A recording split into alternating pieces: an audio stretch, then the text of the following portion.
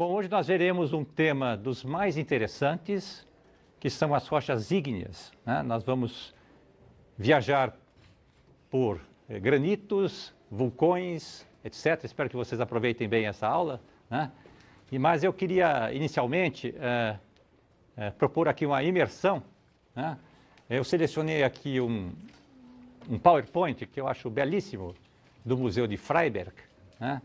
Que, para mim, representa aspectos das dádivas da Terra, né?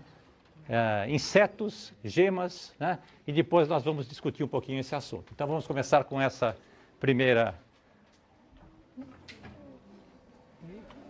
instigada aqui, vamos dizer assim, né?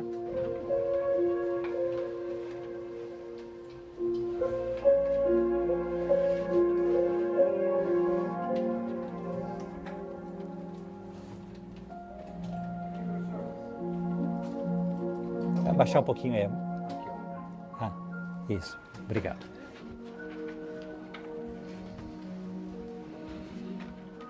Estágio Zen.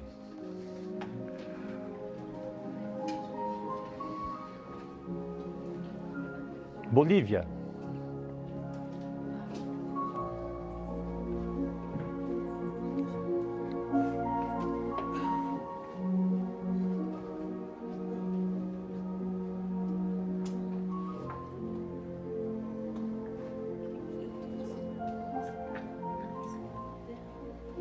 Brasil e Rio Grande do Sul.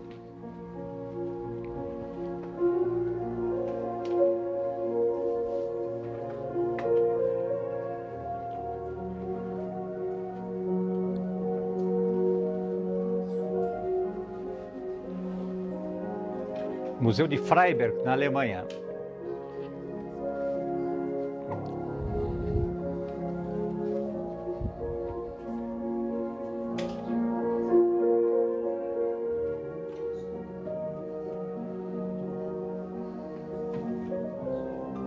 A vida imita as gemas, né?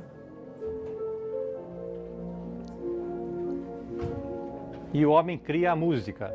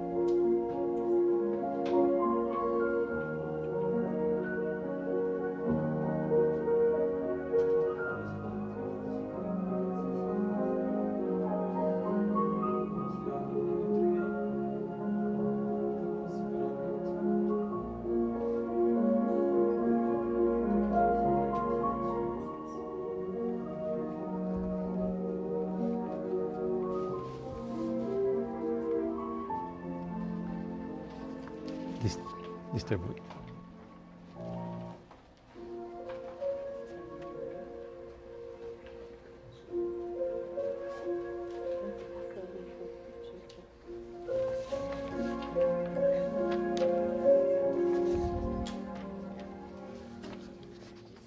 Eu queria então agora migrar para o tema desta aula e nós vamos para uma outra dimensão, tá?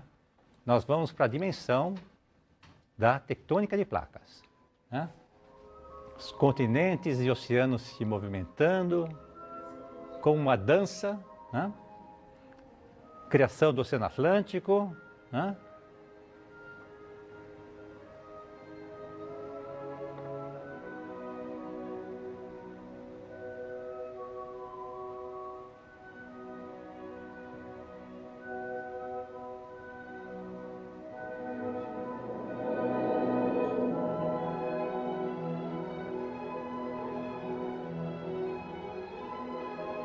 Por que eu mostrei esta animação? Porque esse movimento, né, até lúdico dos oceanos, né, nessa 60 segundos, né, na verdade, representa o processo fundamental da Terra, né? A modificação do nosso planeta ao longo do tempo geológico. E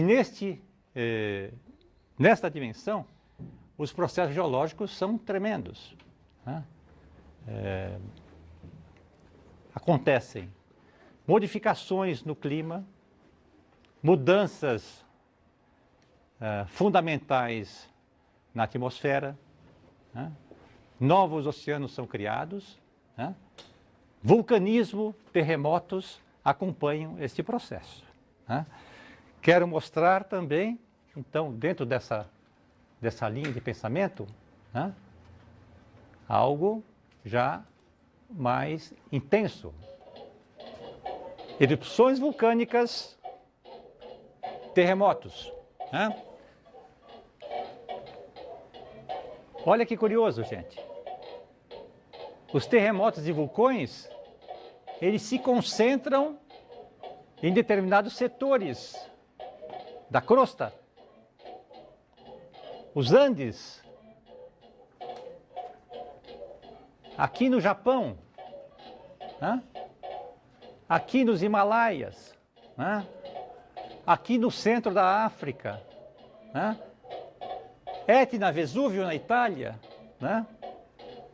Mais importante ainda, são atividades recorrentes, né? Nós estamos aí viajando alguns anos para o passado. Apenas alguns anos para o passado. É o registro que nós temos desses episódios que representam, né, a resposta superficial dos processos internos que acontecem no planeta. Se nós admitimos que a temperatura era muito maior no passado, ou seja, as correntes de convecção eram muito mais intensas no passado, esses processos eram muito mais frequentes, muito mais, né? Se aqui a gente vê algumas dezenas de vulcões, registros de vulcões ou terremotos, lá seriam centenas, milhões, milhares e assim por diante, né? Vejam que essas atividades estão começando a desenhar linhas que são limites de placas. Placa pacífica, placa de Nazca, placa sul-americana, a placa africana e assim por diante. Então, vulcões acompanham terremotos, né? E eles se concentram em determinadas áreas da crosta terrestre. Áreas que nós sabemos que estão divergindo, como é este caso aqui da cadeia mesoceânica, né? Cujo centro está aqui na Islândia, por exemplo, onde tem vulcanismo recente, né? Ou acompanhando, né, o que nós chamamos Círculo do Fogo, né? Que é esse limite aqui da placa pacífica, né? Então, estudamos os vulcões para conhecer melhor, vamos dizer assim, a morfologia da superfície do planeta, mas também para minimizar os riscos que os vulcões nos trazem, porque os continentes são habitados. Chile, Colômbia, né, que são áreas sísmicas e com vulcões. Olha aqui a América Central, como temos vulcões, Costa Rica, Nicarágua, etc. Toda a costa oeste dos Estados Unidos, Japão, né, e assim por diante, né? Aqui, o sul da Itália, Etna, Vesúvio, áreas intensamente habitadas e que já foram destruídas, por exemplo, Pompeia foi destruída, né, várias vezes por atividades vulcânicas. Então, aí está, por exemplo, a importância de estudarmos esses fenômenos. Outra importância prática, o calor vulcânico, os vapores vulcânicos movem turbinas, então são utilizados para produção de energia. Por exemplo, na Islândia, né, toda a energia vem do calor vulcânico, dos vapores vulcânicos, né? Nós temos usinas utilizando os gases vulcânicos também nos Estados Unidos, no Japão, né? Então, são atividades que podem ser usadas para benefício também do ser humano. Tá? Então, o objeto desta aula, como eu disse, antecipei, é a questão das rochas ígneas. Né?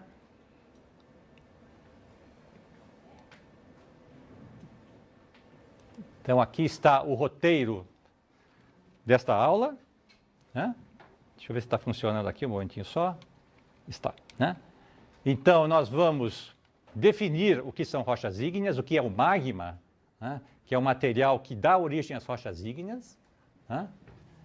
Vamos classificar a sua composição, a sua temperatura, a quantidade de gases que ali existe, né? Como se dá a cristalização magmática, a diferenciação do magma que se cristaliza numa rocha, né?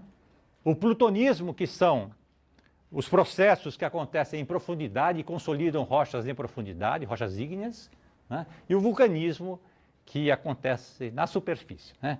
Que são objeto, então, de grandes estudos atualmente, por conta da sua importância prática ou mesmo sua importância como risco vulcânico. Né? Definição. Então, rochas ígneas são formadas pelo resfriamento do magma. Ou seja, é uma rocha que nós consideramos primária. O magma em profundidade se resfria, sobe à superfície, né, se derrama, criando uma rocha ígnea, né, pela sua solidificação. O magma é uma palavra grega que significa pasta ou massa, né, e ele contém uma quantidade variável de gases voláteis, por exemplo, o enxofre, né, e outros gases, né, sulfídrico. Né. Em geologia, nós usamos o termo para caracterizar todo o material fundido ou parcialmente fundido que vai dar origem a uma rocha ígnea. Né? São as definições que vocês podem encontrar tanto no Decifrando a Terra, como também no Para Entender a Terra, os capítulos respectivos. Rochas ígneas são rochas resultantes da cristalização do magma, desta pasta, desta massa, que está em profundidade. Né? São de origem primária, né? E têm a ver com variações de calor interno do planeta. Nós já sabemos que o interior do planeta é regido por pressões de temperaturas, né? Quanto mais profundo, maiores as temperaturas, maiores as pressões, mas em determinados momentos nós temos alívio de pressão, temperatura alta, funde a rocha em profundidade. Tá? O manto, que é rochoso, né, é sólido, vai criar envelopes fluidos, é onde está o magma. Né?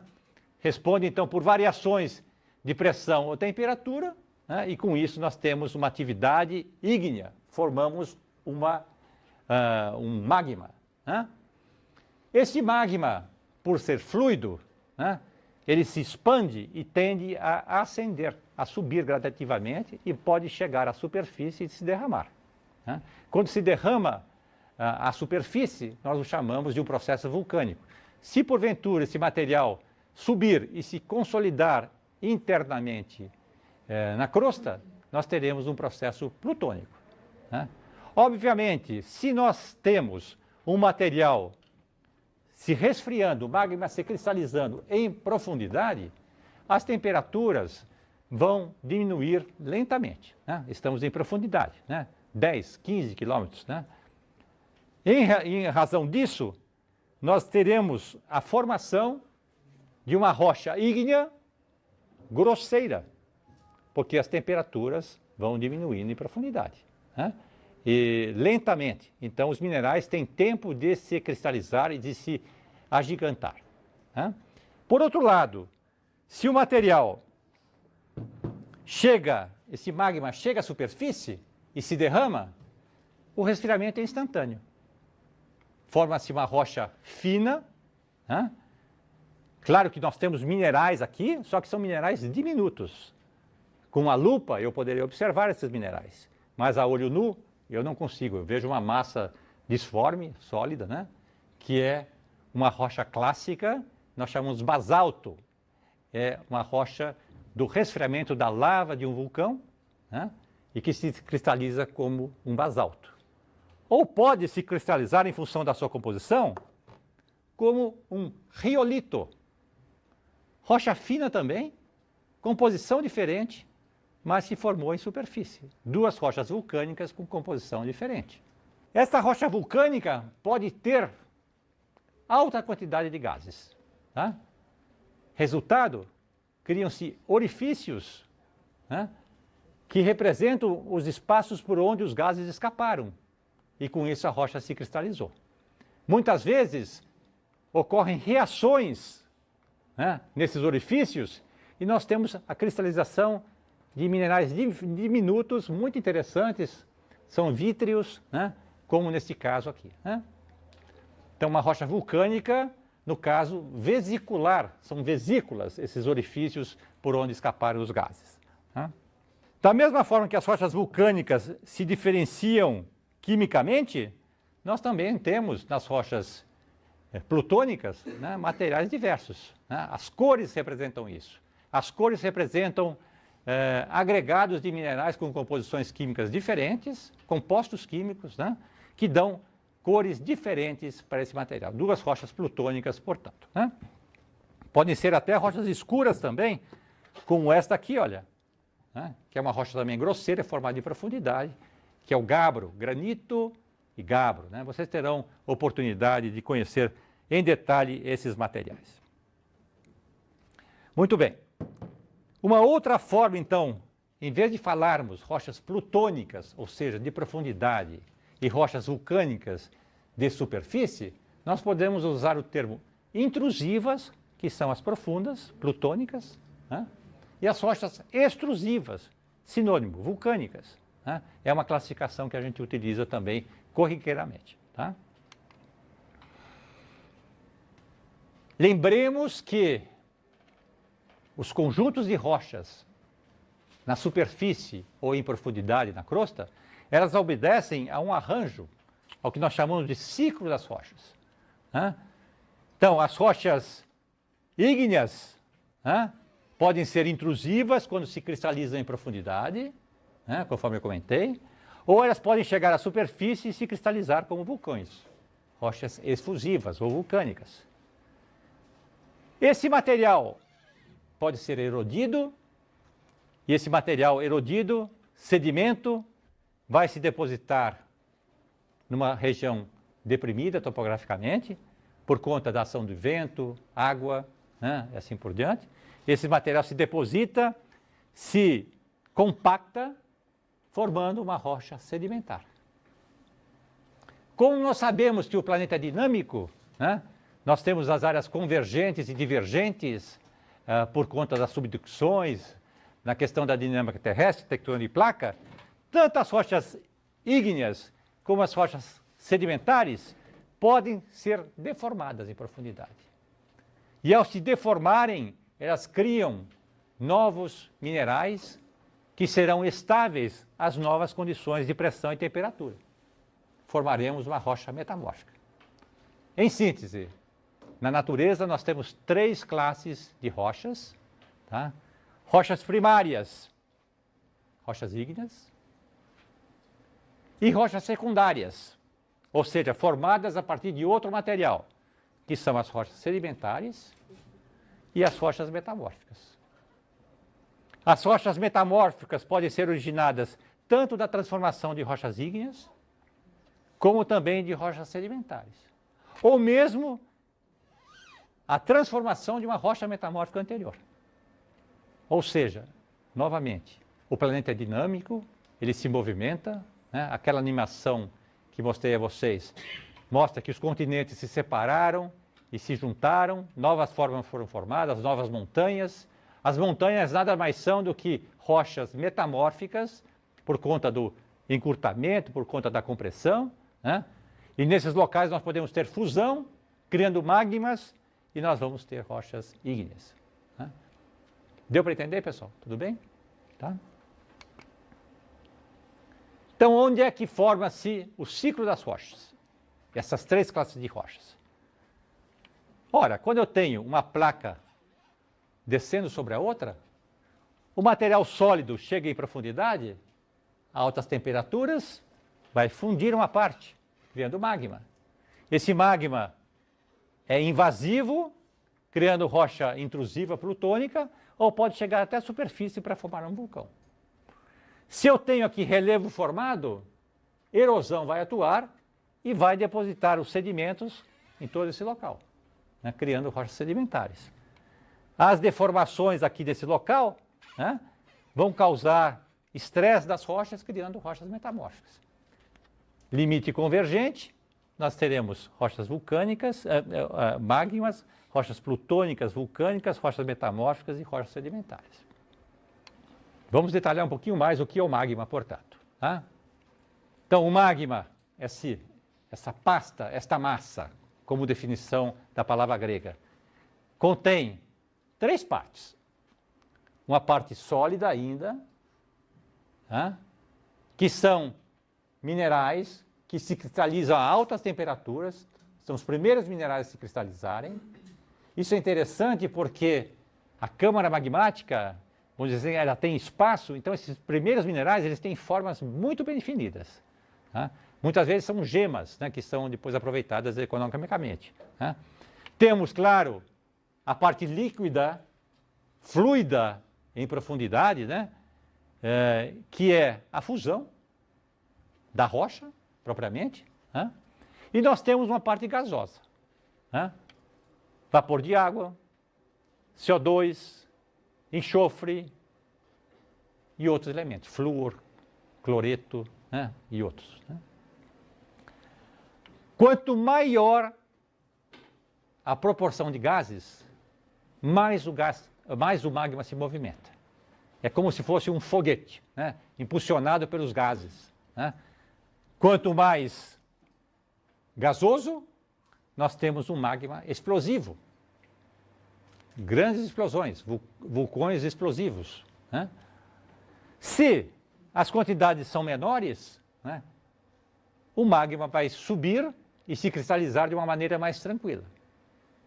Lembrando que a constituição química dos minerais também vai ser um fator dependente desse processo mais ou menos explosivo do magma. Detalhando um pouquinho mais, magma é uma mistura de silicatos com gases dissolvidos, mais ou menos gases dissolvidos, uma fraçãozinha sólida ainda ali presente, os 3 componentes. Aqui estão os principais voláteis ou gases. Né? Vejam, água presente. Vamos fazer aqui uma extrapolação. Se nós sabemos que no passado tivemos muito mais atividade vulcânica, né, essas emanações gasosas levaram para a atmosfera o H2O, vapor de água. Então, os primeiros mares, primeira água livre presente nos primórdios do planeta, vieram da atividade vulcânica. Tá?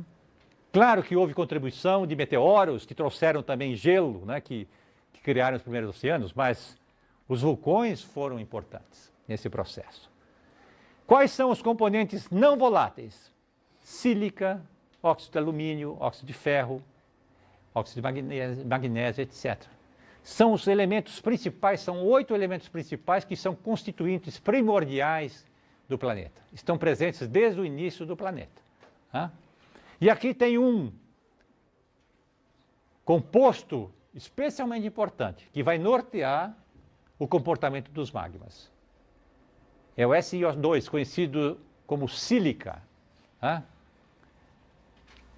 Esse composto forma polímeros, que tem uma forma cristalina de tetraedros. Tá? Quanto mais polímeros tem este magma, mais viscoso ele é. A sua configuração cristalina dificulta o seu transporte, o seu movimento. Ele se movimenta lentamente. Mais uma outra extrapolação. Se eu tenho alta viscosidade do magma, né, os gases vão ficar pressionados nesse magma. Vão ser difíceis de serem, durante o seu trajeto, vão ser difíceis de serem eliminados. Resultado, magma explosivo. Tá? Por outro lado, se eu tenho baixa quantidade de sílica, ou seja, poucos polímeros, né, esse magma flui mais lentamente, né? O alívio de tensões é mais calmo, portanto, esse magma é menos explosivo. Exemplo, vulcanismo do Havaí, né?